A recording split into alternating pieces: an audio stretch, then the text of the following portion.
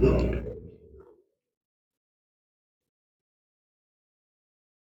Evening दोस्तों, मैं ललनकांत आप सभी को अपने YouTube चैनल आस्था जीएस रिसर्च सेंटर पर स्वागत करता हूं। दोस्तों, जैसा कि मैं हर क्लास में कहता हूं और आज भी कहूंगा, इन दिनों हम लोग भूगोल पढ़ रहे हैं। भूगोल में दोस्तों हमने विश्व भूगोल से प्रारंभ किया हुआ है। विश्व भूगोल का 4 अध्याय हम लोग पढ़ चुके हैं, जिसमें पहली अध्याय ब्रह्मांड था, दूसरी अध्याय सौरमंडल था, तीसरी अध्याय पृथ्वी की गतियां थी, चौथी अध्याय जो थी दोस्तों उसका नाम है पृथ्वी का अक्षांश एवं दशांतर, अंतरराष्ट्रीय तिथि रेखा एवं समय का निर्धारण। दोस्तों ये चारों ही अध्याय हमने काफी गहराई से, काफी विस्तृत तरीके से पढ़ाया और जो आउटपुट हमें मिला है उससे मैं अंदाजा लगा रहा हूं कि आप लोगों ने भी इसको बहुत ही ध्यान लगाकर पढ़ा है। दोस्तों मैं ये दावे के साथ कहता हूं कि इन चारों अध्याय से किसी भी कंपटीशन में कितना भी टफ से टफ क्वेश्चन क्यों ना पूछ दिया जाए, लेकिन अगर आप ढंग से हमारा वीडियो 2 बार 3 बार देख लेते हैं, जो हम YouTube पर वीडियो डाले हैं उसको 2 बार 3 बार देख लेते हैं, साथ ही हम जो फ्री PDF उपलब्ध कराए हैं उसे भी ढंग से पढ़ लेते हैं, तो दोस्तों मेरा ये दावा है कि आपके एग्जामिनेशन में जितने भी इन चारों अध्याय से प्रश्न आएंगे, आपसे एक भी प्रश्न नहीं छूटने चाहिए यदि आप ढंग से पढ़ लेते हैं तो। दोस्तों मैं पढ़ने का तरीका भी बताया था, एक बार फिर बता देता हूं। जब वीडियो आप देख रहे हैं तो PDF डाउनलोड करके साथ में लेके बैठिए, वीडियो भी देखिए और PDF भी पढ़ते जाइए। ऐसे में बेहतर मेमोराइज आपको हो पाएगा और विषय वस्तु से संबंधित चीजें जो है आपके माइंड में एक छाप पड़ जाएगा जो कभी नहीं उतरेंगे। दोस्तों आज का जो अध्याय हमने सेट किया है वो चौथा अध्याय, जो विश्व भूगोल का चौथा अध्याय जो हमने पढ़ाया था, पृथ्वी का अक्षांश एवं देशांतर, अंतरराष्ट्रीय मानक रेखा एवं समय। तो समय जो है, समय का तात्पर्य यहाँ फिजिक्स वाला समय नहीं समझिएगा दोस्तों, यहाँ भूगोल वाला समय, विभिन्न देशों का जो मानक समय जो होता है उसका निर्धारण किस प्रकार किया गया है उसके बारे में हम पढ़ाए थे उसमें भी। लेकिन मेरा ये हम मान रहे हैं कि कुछ उसमें त्रुटियां रह गई थी, कुछ कमी रह गई थी, इसलिए आज एक छोटा सा वीडियो इसको शूट करेंगे और उसे पृथ्वी पर जो विभिन्न देशों का मानक समय का निर्धारण किया गया है उसके बारे में बेहतर तरीके से पढ़ेंगे। तो आइए दोस्तों शुरू करते हैं, बिना कोई समय नष्ट किए, बिना कोई समय व्यर्थ गवाए शुरुआत करते हैं। दोस्तों ये है शीर्षक जो हमने सजाया है, पृथ्वी पर विभिन्न देशों का मानक समय का निर्धारण। पृथ्वी पर विभिन्न देशों का मानक समय का निर्धारण दोस्तों किस प्रकार किया गया है, इसी के बारे में आज हम लोग बारीकी से पढ़ेंगे। दोस्तों ये है ग्लोब पर खींची गई ये देशांतर रेखाएं, ये उत्तरी ध्रुव है, ये दक्षिणी ध्रुव है, दोनों ध्रुवों को मिलाने वाली रेखाओं को देशांतर रेखाएं कही गई है। तो ये है ध्रुव रेखा जिसको प्राइम मेरिडियन कहते हैं। प्राइम मेरिडियन से 180 देशांतर पूर्व में है। देखिए ये इधर हो गया पूर्वी देशांतर, दाहिना हाथ तरफ पूर्वी देशांतर और बायां हाथ तरफ पश्चिमी देशांतर। 180 देशांतर पूर्व की ओर है और 180 देशांतर पश्चिम की ओर है। तो और 180वां देशांतर रेखा जो है वो पूर्वी, उस पर पूर्वी देशांतर और पश्चिमी देशांतर दोनों का समान अधिकार हो जाता है। तो देशांतरों की कुल संख्या दोस्तों 360 है और 1 डिग्री देशांतर बराबर 4 मिनट के बराबर होता है, जो हम पहले के वीडियो में भी प्रूफ करके दिखा दिए थे। और 15 डिग्री देशांतर बराबर 1 घंटा होता है। तो दोस्तों अब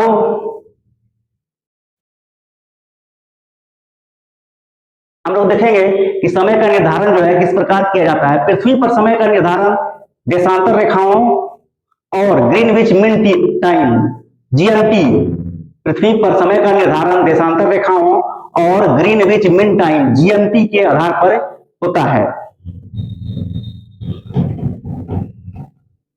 पृथ्वी के घूमने की वजह से अलग अलग जगहों पर अलग अलग समय होता है।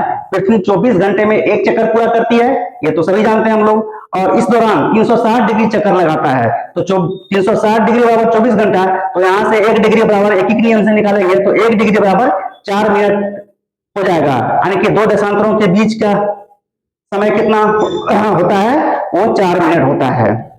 इसलिए पृथ्वी पर हर 15 घंटे पृथ्वी पर हर घंटे 15 डिग्री घूमती है। इसलिए पृथ्वी हर घंटे कितना डिग्री घूमती है? 15 डिग्री घूमती है। ये एक इंपॉर्टेंट क्वेश्चन है दोस्तों। भारत का मानक समय का निर्धारण जो किया गया है, कैसे किया गया है, आइए इसके बारे में देखते हैं। भारत में मानक समय का निर्धारण 82.5 डिग्री पूर्वी देशांतर के आधार पर किया जाता है। 82.5 डिग्री पूर्वी देशांतर के आधार पर, जो 82.5 डिग्री पूर्वी देशांतर है दोस्तों, वो उत्तर प्रदेश के मिर्जापुर के पास स्थित नैनी नामक स्थान से गुजरती है। वही उसी को भारत का मानक समय माना गया है, जो कि जीएमटी से 5.5 घंटा आगे है। यानी कि जीएमटी पर 1 पीएम होगा तो भारत में 6:30 पीएम समय होगा।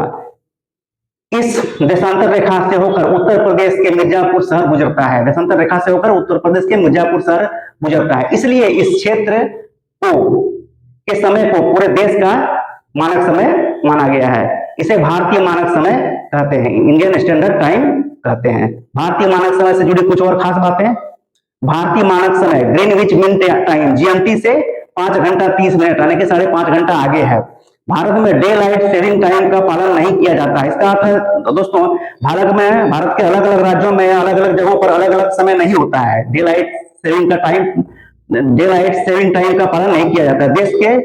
देश का ठीक समय आकाशवाणी और दूरदर्शन के जरिए लोगों तक पहुंचाया जाता है। पूरे भारत में एक जैसा समय होता है। भारत के मानक समय का निर्धारण के लिए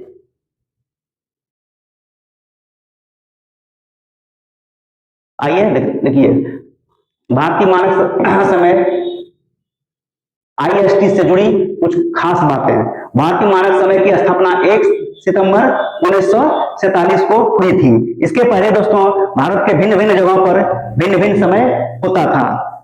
भारत में डे लाइट सेविंग टाइम नहीं होता है। ये स्थापना के पहले 1 सितंबर 1947 के पहले भारत में डे लाइट सेविंग टाइम का पालन होता था, लेकिन जब स्थापना किया गया भारतीय स्टैंडर्ड टाइम को 1 सितंबर 1947 को, तब से भारत में डे लाइट सेविंग टाइम नहीं होता। भारत का मानक समय पूरे देश में लागू होता है। पूरे देश में एक जैसा समय होता है। भारत का मानक समय परमाणु घड़ियों पर आधारित होती है। एकदम वहां इंपॉर्टेंट है, भारत का मानक समय परमाणु घड़ियों पर आधारित होती है। देश के ठीक समय आकाशवाणी और दूरदर्शन के जरिए लोगों तक पहुंचाया जाता है। भारत के मानक समय को निर्धारित करने का कारण, यहाँ दोस्तों पृथ्वी अपने अक्ष पर 24 घंटे में 360 डिग्री घूमती है और हर घंटे 15 डिग्री 1 घंटे के बराबर होता है। यह है दोस्तों 82.5 डिग्री पूर्वी देशांतर, जो भारत की मानक रेखा 5 राज्यों से होकर गुजरती है। वो राज्य है उत्तर प्रदेश, मध्य प्रदेश, छत्तीसगढ़, उड़ीसा और आंध्र प्रदेश। 5 राज्यों से होकर गुजरती है। बहुत ही इंपॉर्टेंट प्रश्न आता है दोस्तों कि पूछ जगह कि कौन सा राज्य भारतीय मानक रेखा जो है यानी कि 82.5 डिग्री पूर्वी देशांतर पर स्थित नहीं है या है। दे देगा राजस्थान, गुजरात या इसके सटे हुए राज्य दे देगा, बिहार, महाराष्ट्र, तेलंगाना और एक थोड़ा छत्तीसगढ़ दे देगा। तो मैप से अगर आप नहीं पढ़े रहेंगे तो असमंजस में पड़ जाएंगे और गलत उत्तर होने की संभावना बहुत अधिक हो जाती है। तो ये 5 राज्य जो है दोस्तों अंतरराष्ट्रीय तिथि रेखा पर स्थित है। भारतीय मानक रेखा जो है 82.5 डिग्री पूर्वी देशांतर पर स्थित ये 5 राज्य है, उत्तर प्रदेश, मध्य प्रदेश, छत्तीसगढ़, उड़ीसा और आंध्र प्रदेश। उत्तर प्रदेश, मध्य प्रदेश, छत्तीसगढ़, उड़ीसा और आंध्र प्रदेश, ये 5 राज्य 82.5 डिग्री पूर्वी देशांतर से होकर गुजरती है। यानी कि इन 5 राज्यों से होकर उत्तर प्रदेश, मध्य प्रदेश, छत्तीसगढ़, उड़ीसा और आंध्र प्रदेश से होकर 82.5 डिग्री पूर्वी देशांतर गुजरती है। और यूपी में मिर्जापुर के पास स्थित नैनी नामक स्थान है, उसी को भारत का मानक समय माना गया है। अंतरराष्ट्रीय तिथि रेखा को पार करने पर, अंतरराष्ट्रीय तिथि रेखा क्या है दोस्तों, आइए पहले इसके बारे में थोड़ा सा जान लेते हैं। ये 180 डिग्री देशांतर जो है, 180 डिग्री देशांतर, पूर्वी देशांतर कहिए चाहे पश्चिमी देशांतर कहिए, 180 डिग्री देशांतर के पैरेलल गुजरने वाली एक रेखा है जो स्थल मंडल को छोड़ते हुए जल खंडों से होकर गुजरती है। यह अंतरराष्ट्रीय तिथि रेखा जल खंडों से होकर नहीं गुजरती। जहां स्थल खंड मिलते हैं उसको छोड़ देती है, जहां स्थल खंड मिलती है वहां उसको छोड़ देती है, और जल खंडों से होकर गुजरती है, और मूल रूप से प्रशांत महासागर से होकर गुजरी है। ये पूरा महासागर बड़ा बड़ा जो है इसको प्रशांत महासागर हम लोग कहते हैं। तो प्रशांत महासागर से होकर गुजरी है। ये जहां जहां स्थल मंडल मिल गया उसको छोड़ देती है, और जहां जहां देश मिल गया है वहां भी टेढ़ी हो जाती है, और एक देश को में एक टाइम जोन रहे इसलिए उसको छोड़ते हुए ये रेखा उत्तरी ध्रुव से दक्षिणी ध्रुव को मिला देती है। तो इसी को हम लोग अंतरराष्ट्रीय तिथि रेखा कहते हैं। कोई कोई 180 डिग्री देशांतर जो है जिसको हम लोग एंटी मेरिडियन कहते हैं, और 0 डिग्री देशांतर को प्राइम मेरिडियन कहते हैं। कोई कोई 180 डिग्री देशांतर को ही अंतरराष्ट्रीय तिथि रेखा कहता है। नहीं, ये बिल्कुल गलत है दोस्तों। अंतरराष्ट्रीय तिथि रेखा जो है वो 180 डिग्री देशांतर के लगभग लगभग पैरेलल से होकर गुजरी है, लेकिन वो सीधी रेखा नहीं है। वो स्थल खंडों को छोड़ती हुई जल खंडों से होकर गुजरती है, और प्रशांत महासागर के बीचों बीच से होकर गुजरी है। यही है दोस्तों। हमको लगता है कि अब आप लोग अंतरराष्ट्रीय तिथि रेखा के बारे में भली भांति समझ गए होंगे। अंतरराष्ट्रीय तिथि रेखा को पार करने पर कैलेंडर की तारीख बदल जाती है। यह रेखा 2 लगातार कैलेंडर तिथियों को अलग करती है। मतलब कैलेंडर की तिथि अलग होती है। अंतरराष्ट्रीय तिथि रेखा से पूर्वी माने अंतरराष्ट्रीय तिथि रेखा और ये प्राइम मेरिडियन जो है पृथ्वी को 2 भागों में बांटती है, पूर्वी गोलार्ध और पश्चिमी गोलार्ध। तो पूर्वी गोलार्ध पर एक दिन अलग अलग समय होगा, सोमवार और मंगलवार इस तरह होगा। पश्चिमी गोलार्ध पर अलग समय अलग दिन होता है। दोनों गोलार्धों पर एक समय नहीं होता है। यानी कि अंतरराष्ट्रीय तिथि रेखा जो है, अंतरराष्ट्रीय तिथि रेखा से पार करने पर एक दिन बढ़ या घट जाता है। वही बोलता है दोस्तों, अंतरराष्ट्रीय तिथि रेखा को पार करने पर कैलेंडर की तारीख बदल जाती है। यह रेखा 2 लगातार कैलेंडर तिथियों को अलग करती है। अंतरराष्ट्रीय तिथि रेखा को पार करने पर यात्री को एक दिन आगे या पीछे जाना पड़ता है। अंतरराष्ट्रीय तिथि रेखा को पार करने पर यात्री को एक दिन पीछे या आगे जाना पड़ता है। अब क्या करना पड़ता है आइए दिखाते हैं। अंतरराष्ट्रीय तिथि रेखा से जुड़ी कुछ और बातें हैं। यह एक काल्पनिक रेखा है जो पृथ्वी की सतह पर उत्तर से दक्षिण की ओर चलती है। यह प्रशांत महासागर के बीच से होकर गुजरती है। यह मोटे तौर पर 180 डिग्री देशांतर का अनुसरण करती है।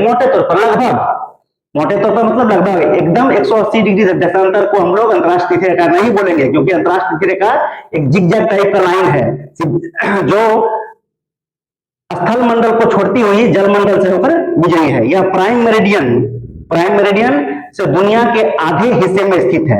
यह प्राइम मेरिडियन से दुनिया के आधे हिस्से में स्थित है। अंतरराष्ट्रीय तिथि रेखा को पार करने पर यात्री को एक दिन आगे या पीछे जाना पड़ता है। अंतरराष्ट्रीय तिथि रेखा को पार करने के उपलक्ष्य में जहाजों पर समारोह का आयोजन किया जाता है। जब अंतरराष्ट्रीय तिथि रेखा को कोई जहाज पार कर रहा होता है तो उस पर सवार यात्रियों द्वारा समारोह यानी कि त्योहार की तरह समारोह मनाया जाता है।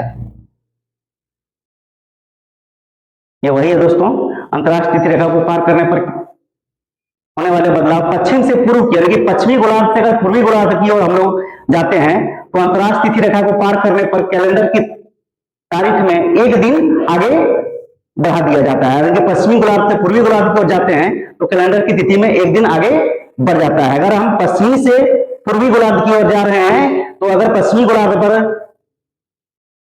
रविवार है तो पूर्वी गोलार्ध पर सोमवार हो जाएगा। इसके जस्ट विपरीत अगर हम पूर्व से पश्चिम की ओर जा रहे हैं तो अंतरराष्ट्रीय तिथि रेखा को पार करने पर कैलेंडर की तारीख में एक दिन घटा दिया जाता है। यानी कि पूर्व से पश्चिम की ओर जा रहे हैं तो अगर हम सोमवार है पूर्वी गोलार्ध में तो पश्चिमी गोलार्ध पर जाने के बाद वहां रविवार हो जाएगा। तो दोस्तों ये आप लोग समझ गए होंगे। इसको मैं और भी अच्छे से समझा देता हूं। ये है दोस्तों 180 डिग्री देशांतर, जिसको हम पश्चिमी देशांतर या पूर्वी देशांतर भी कर, जैसे ये प्राइम मेरिडियन है, ना ये पश्चिमी देशांतर है ना ये पूर्वी देशांतर है। उसी प्रकार 180 डिग्री देशांतर भी ना तो पूर्वी देशांतर है ना तो पश्चिमी देशांतर है। 180 डिग्री पश्चिमी देशांतर भी कर सकते हैं, 180 डिग्री पूर्वी देशांतर भी कर सकते हैं। इसको 0 डिग्री पूर्वी देशांतर भी कर सकते हैं, 0 डिग्री पश्चिमी देशांतर भी कह सकते हैं। इसलिए इसको प्राइम मेरिडियन कहा गया है, 180 डिग्री देशांतर को एंटी मेरिडियन कहा गया है। तो एंटी मेरिडियन के पैरेलल उस साइड, जस्ट इसके पीछे साइड जो हम लोग को दिख नहीं रहा है, उसके पैरेलल एक जिगजैग टाइप का लाइन को अंतरराष्ट्रीय तिथि रेखा कहते हैं। उस तिथि रेखा से, अंतरराष्ट्रीय तिथि रेखा के इधर इस साइड दोस्तों पूर्वी गोलार्ध है, इस साइड यानी कि ये ध्रुव रेखा जो है एंटी मेरिडियन, ये prime meridian, sorry prime meridian पृथ्वी को दो बराबर भागों में बांटता है। दाहिना भाग तरफ जो है पूर्वी गोलार्ध है और इधर पश्चिमी गोलार्ध। इधर पूर्वी देशांतर होता है, इधर पश्चिमी देशांतर होता है, और 180 पूर्वी देशांतर है और 180 पश्चिमी देशांतर भी है। तो दोस्तों जब कोई यात्री अंतरराष्ट्रीय तिथि रेखा को पश्चिम से पूर्व की यानी कि पश्चिमी गोलार्ध से पूर्वी गोलार्ध में आ जाता है तो उसका समय एक दिन बढ़ जाता है। यानी कि यहाँ इस लाइन 180 डिग्री देशांतर के सामने जो अंतरराष्ट्रीय तिथि रेखा है उससे इधर अगर पश्चिमी गोलार्ध में रविवार में था तो इधर आ जाने पर उसका दिन सोमवार को हो जाता है, एक दिन आगे निकल जाता है। इसके जस्ट विपरीत अगर इधर पूर्वी गोलार्ध से पश्चिमी गोलार्ध की ओर वो जाता है तो एक दिन उसका समय घट जाता है। इधर अगर सोमवार है तो पश्चिमी गोलार्ध में आने के बाद उसका समय क्या हो जाएगा, रविवार हो जाएगा। तो ये था दोस्तों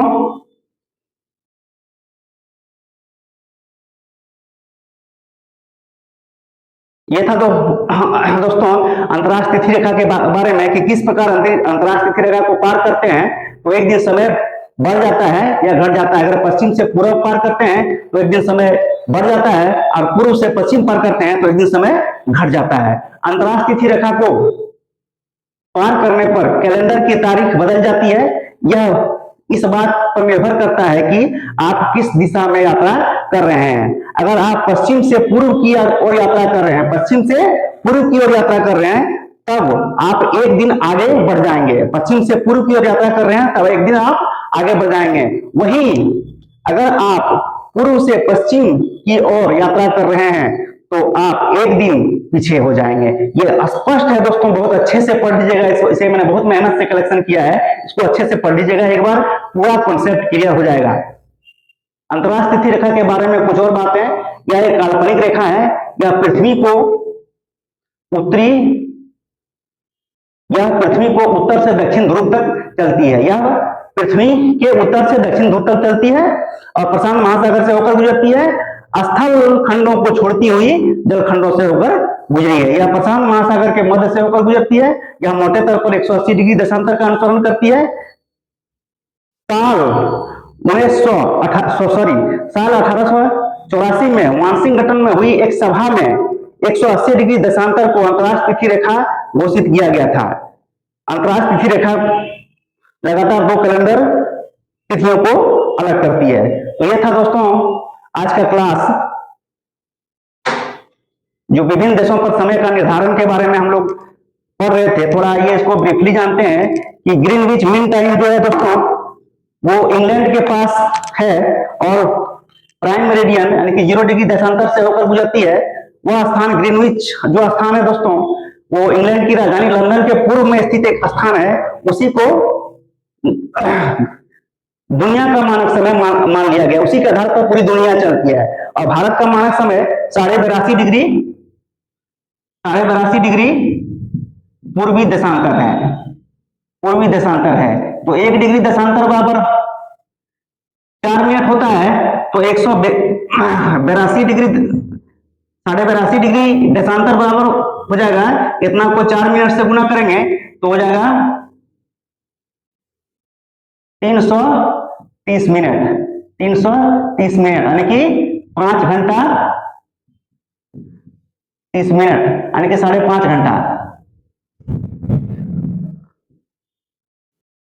मिनट। तो जीएमटी से 0 डिग्री देशांतर यानी कि जीएमटी से 5.5 घंटा भारत का समय आगे है। अगर जीएमटी पर 1 PM होगा तो भारत में 5.5 घंटा जोड़ देंगे तो 6:30 PM होगा।